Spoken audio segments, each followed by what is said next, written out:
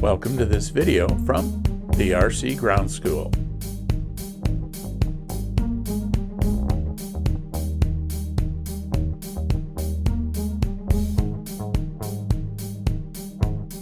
The second most asked question that most new pilots have is, what transmitter should I get?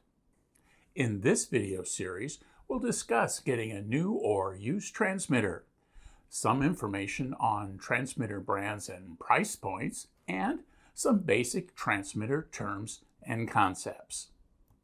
As we get started, let's first discuss a couple of basic terms.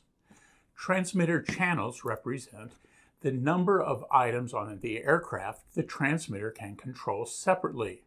For example, the throttle, ailerons, elevator, and rudder all require a separate channel. A basic radio can be set for only one model at a time. Trim settings, servo directions, and other limited functions or choices are selected by moving slider switches on the controller. Computer radios, on the other hand, offer the pilot the ability to program in numerous variables and store them separately in aircraft memories. Given a choice, don't even consider a basic radio. When choosing a transmitter, get one that allows some room to grow. Consider 6 channels to be the minimum and 9 channels to be the desired amount.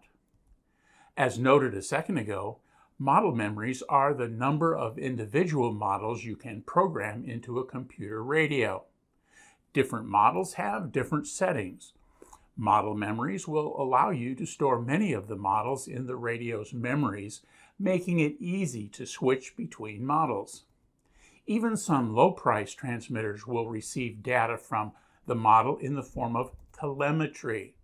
Things such as battery voltage and motor power consumption can be displayed after the flight, or alarms set for when limits are exceeded during flight.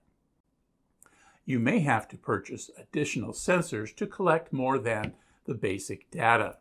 So with that out of the way, let's address the new or used question directly. Hand-me-down transmitters can be a good way to get started. If you're flying at a model club, your instructor may know someone at the club who would be willing to gift you an older but still fully functional transmitter. Remember, free is good. Some older transmitters will broadcast using channels in the 72 megahertz frequency band. You can find some very capable transmitters that were very expensive when they were new. These will be computer transmitters with lots of memories to store model information. With the explosion of 2.4 gigahertz transmitters, the pressure on channel availability has nearly evaporated. That means you'll seldom find two people who want to use the same 72 megahertz channel at the same time. The drawback to older 72 megahertz transmitters is that receivers are very hard to find. A solid 72 megahertz hand-me-down with a couple of receivers can be a great way to get started, but you'll want to start saving for a 2.4 gigahertz transmitter right away. So, what about hand-me-down 2.4 transmitters? They are definitely out there. They've been around long enough that many modelers have older 2.4 transmitters they're retiring after getting newer ones with more channels. 2.4 gigahertz transmitters have a couple of things in common besides their frequency band. First, they use spread spectrum schemes that prevent interference from other 2.4 gigahertz devices, including other model transmitters. That means there's no need to identify what channel you're using since you aren't on a single channel or frequency. Second, the various transmitter brands usually don't work with other brands' receivers and vice versa. That means you're normally required to stay within a brand family. Since most brands are very reliable, understanding the price and availability of receivers will become an important consideration. When accepting a 2.4 gigahertz transmitter, again, look for a computer radio with at least 6 channels.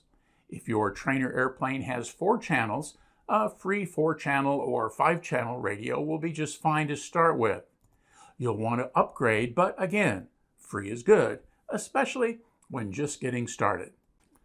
Make sure to consider the brand compatibility issue before jumping on a free hand-me-down that may end up costing more in the long run. When budget is a big deal, getting a hand-me-down transmitter with a receiver or two is a great way to get started. On the other hand, if budget isn't such a critical concern, you have lots of good choices when getting a new transmitter. Again, you'll want to shoot for at least 6-channel computer radio. If you can afford more channels, get them now. You'll undoubtedly grow into them as you progress in the hobby. Try to envision how you'll be enjoying the hobby in the near future. Are you planning to have 1 or 2 larger, expensive models that you'll be using in competitions, or do you think you'll have a garage filled with 10 or 20 smaller electric models to choose from when you go out to fly? That's an important question, as some brands tend to have more expensive receivers and have few to zero inexpensive third-party receiver options. Other brands have their own inexpensive receivers or have several compatible third-party receivers that are very inexpensive. Putting an $80 receiver into a $50 foamy profile model can be a bit frustrating. We'll get more specific on brands and price points in the next video. As we close out this video, if you found it helpful, please click on the thumbs up button and subscribe to the RCPlaneviews.com channel. Click the bell icon to be notified when I post new videos. Thanks for watching.